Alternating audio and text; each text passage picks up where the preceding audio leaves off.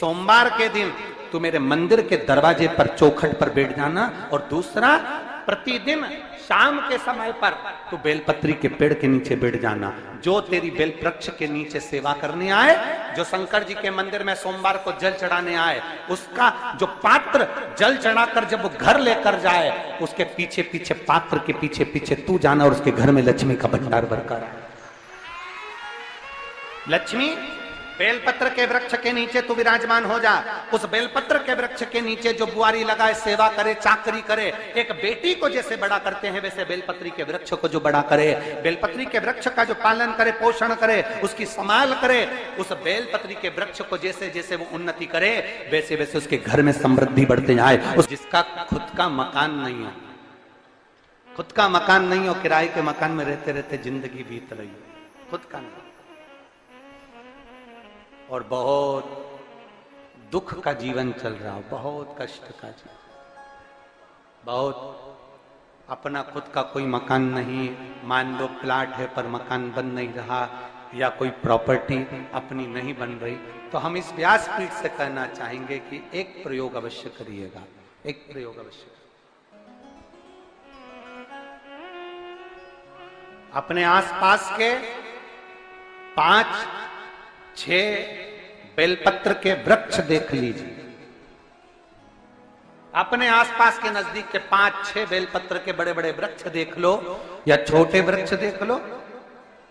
उन 5-6 वृक्ष को धीरे धीरे उनकी सेवा करना प्रारंभ करो, उन वृक्षों को बड़ा करना प्रारंभ करो, उन वृक्ष के नीचे सफाई करना प्रारंभ करो, उन वृक्ष को जल देना प्रारंभ करो, उन वृक्ष को आप खाद देना प्रारंभ करो, उन वृक्ष की सेवा संभाल करना प्रारंभ कर दो, उस वृक्ष के नीचे बुआरी काटना प्रारंभ कर दो, झाड़ू लगाना प्रारंभ कर दो, उस वृक्ष के नीचे सफाई करना प्रारंभ कर दो। उस बेलपत्री के 5-6-7 वृक्ष को आप गोद ले लो। गोद लेना मतलब मैं इसकी सेवा करूंगा, मैं इसमें जल दूंगा, मैं इसके खाद दूंगा, मैं इसकी सेवा करूंगा, कुछ मत करो, बस केवल इस शरीर से उस बेलपत्र के वृक्ष की सेवा करना रोज प्रारंभ कर दो।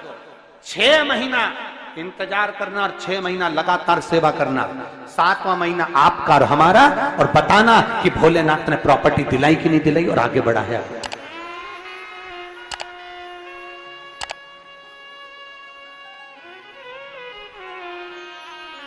एक बेलपत्र का वृक्ष जिसके नीचे माता लक्ष्मी विराजमान होती है, एक बेलपत्र के वृक्ष के नीचे लक्ष्मी रहती है। दुनिया के लोग कहते हैं लक्ष्मी जी का दिन कौन सा है, बोलो जम के जल्दी से। शुक्रवार। दुनिया के लोग कहते हैं लक्ष्मी जी का दिन शुक्रवार है, पर माता लक्ष्मी से पूछा जाए कि तुम्हारी माता ख्याति देवी नारायण भगवान के साथ तुम्हारी शादी नहीं कर रही थी, शंकर को लक्ष्मी दे रही थी, तब तुमने भगवान शंकर से विनती करी, भोले बाबा मैं नारायण से प्रेम करती हूँ, भगवान नारायण से मेरा विवाह हो। तो माता ख्याति देवी से शंकर भगवान ने विनय कर कर कहा कि लक्ष्मी जी का विवाह नारायण के साथ कर दिया जाए।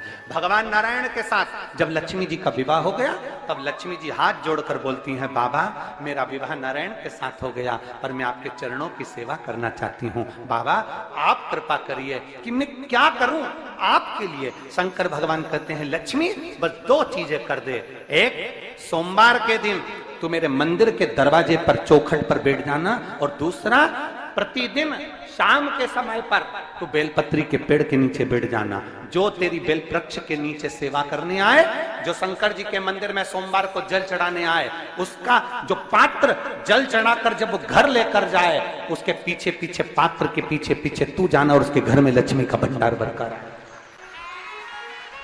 लक्ष्मी बेलपत्र के वृक्ष के नीचे तू विराजमान हो जा।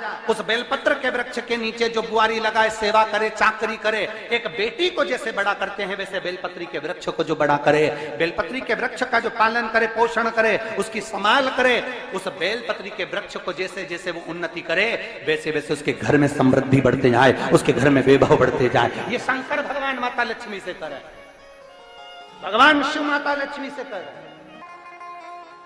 तो भस्म, अगर शिव के मंदिर में भस्म मिल जाए, शंकर पर चढ़ी हुई भस्म अगर मिल जाए तो, और अगर भस्म ना मिले ना, तो शंकर के जो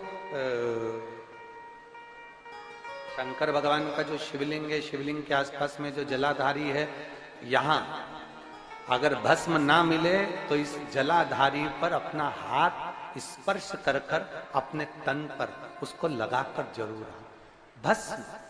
एक शंकर पर चढ़ा हुआ जल, दूसरे नंबर पर है शंकर पर चढ़ी हुई भस्म। ये दो स्पर्श जरूर, स्पर्श।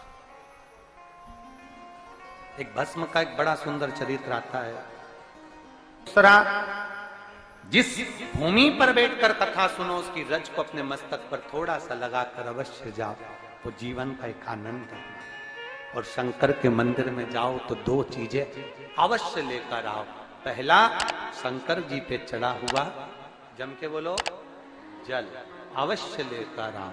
क्योंकि जब तुम जल लेकर आते हो, पात्र लेकर आते हो, तो मेरा महादेव लक्ष्मी जी को तुम्हारे पीछे पीछे तुम्हारे घर तक भेज देगा। चढ़ी हुई बेलपत्र मत खाओ, लोग कहेंगे शंकर पर चढ़ा हुआ ये मत खाओ। हम इस व्यासपीठ से निवेदन करना चाहेंगे कि आप अगर दिल रखकर अपने बाबा से कहोगे ना, तो बाबा पर चढ़ा हुआ जो जल है ना, वो जल साधारण नहीं रहता। मेरा भोलेनाथ जब दुनिया को अमृत देता है तो तुमको भी अमृत दे देता है। दो चीजें कभी मत छोड़ो। अगर मंदिर में गए हो तो दो चीजें कभी मत छोड़ो। कथा में गए हो तो दो चीजें कभी मत छोड़ो। एक, कथा श्रवण करना। दूसरा, जहां कथा बैठकर सुनते हैं वहां की रज को अपने मस्तक पर लगाना। कथा सुनने के बाद आप यहां से जाओ, भले दरी बिछी है, आसन बिछा है, कारपेट बिछा है, उस पर अपना हाथ फेर कर उस रज को अपने मस्तक पर जरूर लगाओ।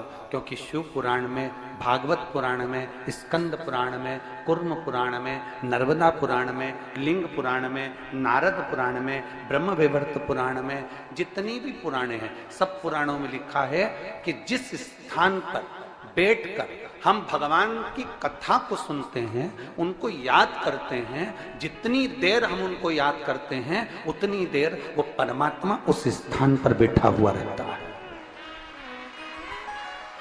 हाथ रखकर बोलना, शंकर भगवान से तुम्हारा रिश्ता कौन सा? शिव जी से आपका कौन सा रिश्ता?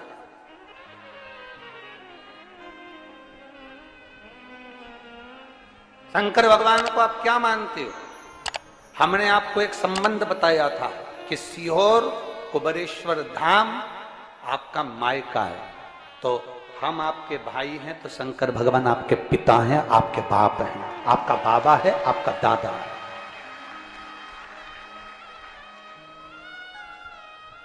अब आपसे हम प्रश्न करें, उत्तर मेरी कुरुत की बहनें भी देंगी और मेरे जीजा उन भी देंगे और मेरी बेटियां और मेरे बेटे देंगे। आपसे प्रश्न करें, अगर बेटी को दुख होगा तो क्या वो अपने बाप से नहीं कहेगी? बोलो तो जम के। बेटी को तकलीफ है, वो अपने बाप से ना कहेगी। बेटे को तकलीफ है तो वो अपने पिता से, अपनी मां से नहीं कहेगा, मम्मी मुझे ये तकलीफ है, पापा मुझे ये दुख है, मां मुझे ये तकलीफ है, पिताजी मुझे ये कष्ट है। क्या वो अपने माँ बाप से नहीं कहेंगे? क्या वो अपने माँ बाप से विनय नहीं करेंगे? और माँ, पिता, फिर उसके करीब में, उसके नजदीक में जो भी होता है वो माँ बाप निकाल कर उसको दे देते हैं, माता पिता उसको दे देते हैं। माता लोग कहते हैं कि शंकर जी पे चढ़ा हुआ जल मत पियो, लोग कह देते हैं शंकर जी पे चढ़ी हुई बेलपत्र मत खाओ। कोई इस बहन से पूछे, सुनीता सोनी से, कि शंकर पर चढ़े हुए जल से उसकी गांठ जो डबल से उसके शरीर में आ गई थी वो समाप्त हो गई, तो जरा विश्वास करिएगा कि एक बेटी अपने माँ बाप से ही तो कहेगी, और बाप के पास में जो होगा वही तो अपनी बेटी को देगा दुख को मिटाने के लिए। तो मेरे शंकर भगवान के पास तो उसका चढ़ा हुआ जल है। दूसरा, जिस भूमि पर बैठकर कथा सुनो उसकी रज को अपने मस्तक पर थोड़ा सा लगाकर अवश्य जाओ, तो जीवन का एक आनंद है। और शंकर के मंदिर में जाओ तो दो चीजें अवश्य लेकर आओ।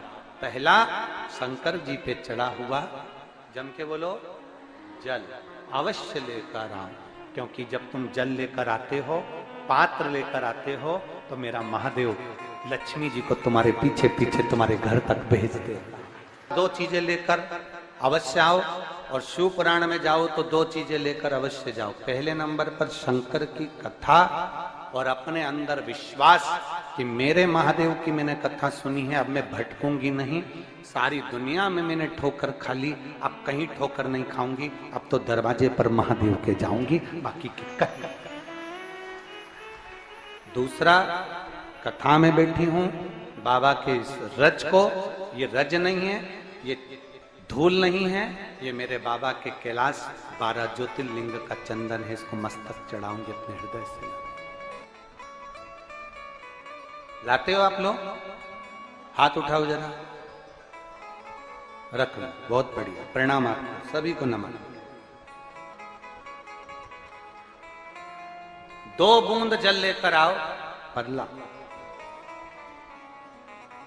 नहीं पियो तो उस जल को अपने घर में छींट दो।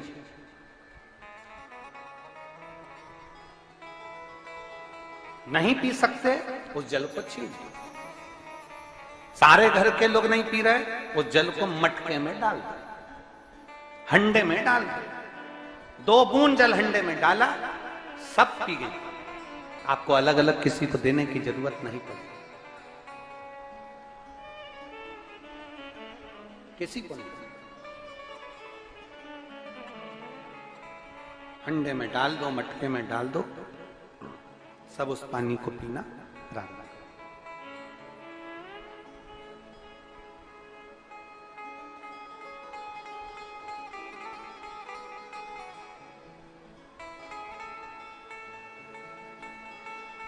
उस जल के महत्व को जो बच्चों का दर्द नहीं देख सकते, जब माता पिता अपने बच्चों का दर्द नहीं देख सकते तो देव अधिदेव महादेव तुम्हारा दर्द कैसे देखेंगे? वो भी तो काटेंगे तुमको, वो भी तो कष्ट मिटाएंगे। 2 चीजें कथा में जाकर ले, एक जहां जगह मिल जाए वहां बैठकर कथा सुनो। धूप लगे, पंडालों की इतनी व्यवस्था नहीं हो पाती है, पंडाल लगाने वाले, टेंट लगाने वाले टेंट लगा लगा के थक जाते हैं, तो अपने साथ एक छाता लेकर चलो। 2 पानी की जम के बोलो जरा, बोतल, बिछाने की दरी अपने साथ लेकर चलो। लोगों ने उमा महेश की कथा अपने जीवन में धारण करी कि नहीं करी वो हमको नहीं स्मरण है, पर एक बात का स्मरण करिएगा, ये जो कथा चल रही है ये गौरी शंकर चल रही है। इसके बाद में जो अमलेश्वर में कथा है वो कौन सी है? समर्पण शिव महापुराण कथा। उस समर्पण शिव महापुराण की कथा जब 2 तारीख को विराम हो जाएगी, तब उसके बाद में जो कथा 6 जून को प्रारंभ होगी सोलापुर महाराष्ट्र में, उस कथा का नाम रहेगा उमा महेश शिव महापुराण की कथा। उसको जरूर सुनो। सोलापुर में जो 6 जून से कथा होगी उसका नाम उमा महेश शिव महापुराण, उसको सुनना, श्रवण करना, उसको धारण करना है। उसमें इतने प्रश्न माता उमा ने भगवान महेश से करे हैं, और महेश भगवान शंकर उसका हर प्रश्न का उत्तर दे रहा है। भगवान महेश भगवान शंकर हर प्रश्न का। बाबा बोले माता उमा ने भगवान शिव जी से, महेश भगवान से, भगवान शंकर से करेंगे, बाबा भोलेनाथ जी बताओ, संसार में जन्म लेने वाले व्यक्ति के जीवन में उसके भाग्य में अगर सुख नहीं है, उसके भाग्य में खुशियां नहीं है, उसके भाग्य में कोई अच्छा है ही नहीं, तो वो जीव क्या करेगा? वो जीव क्या करेगा?